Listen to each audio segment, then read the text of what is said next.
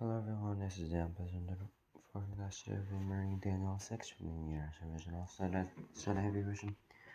Fizan gonna vlog asking Baba Kita Kamari asking on Baba and we carry you on a double screen to show Daniel and the Den of Lions. It pleased Darius to appoint 120 satraps to rule throughout the kingdom with 3 administrators over them, one of whom was Daniel. The satraps were made accountable to them so that the king might not suffer loss. Now Daniel so distinguished himself among the administrators and the satraps by his exceptional qualities that the king planned to set him over the whole kingdom.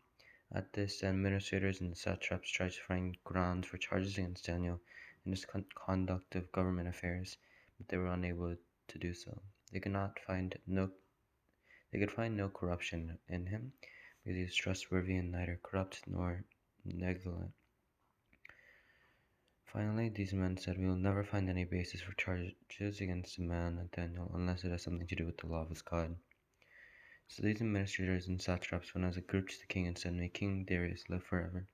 The royal administrators, prefects, satraps, advisors, and governors have all agreed that the king should issue an edict and enforce the decree that anyone who prays to any god or human being during the next 30 days except to you, your majesty, shall be thrown into the lion's den.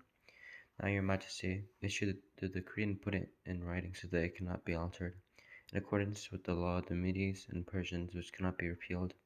So King Darius put the decree in writing. Now when Daniel learned that the decree had been published, he went home to his upstairs room where the windows opened toward Jerusalem. 3 times a day he got down on his knees and prayed, giving thanks to his God, just as he had done before. Then these men went as a group and found Daniel praying and asking God for help. So they went to the king and spoke to him about his royal decree.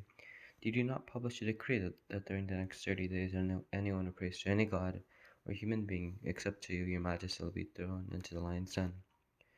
The king answered, "The decree stands in accordance with the law of the Medes and Persians, which cannot be repealed."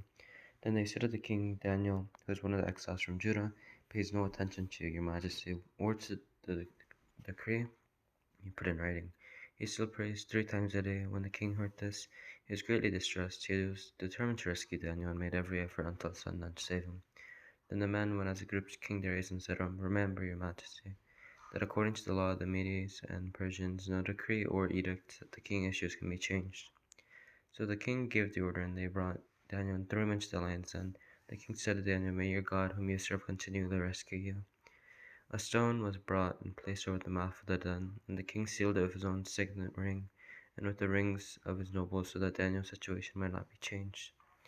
Then the king returned to his palace and spent the night without eating and without any entertainment being brought to him, and he could not sleep.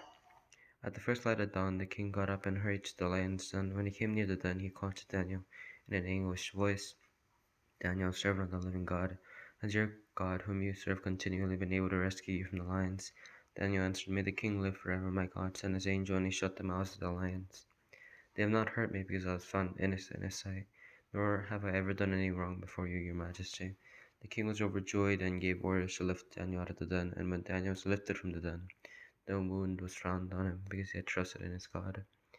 At the king's command, the men who had falsely accused Daniel were brought in and thrown into the lion's den, along with their wives and children, and before they reached the floor of the den, the lions overpowered them and crushed all their bones.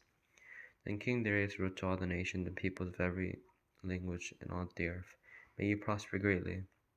I issue a decree that in every part of my kingdom people must fear and reverence the God of Daniel.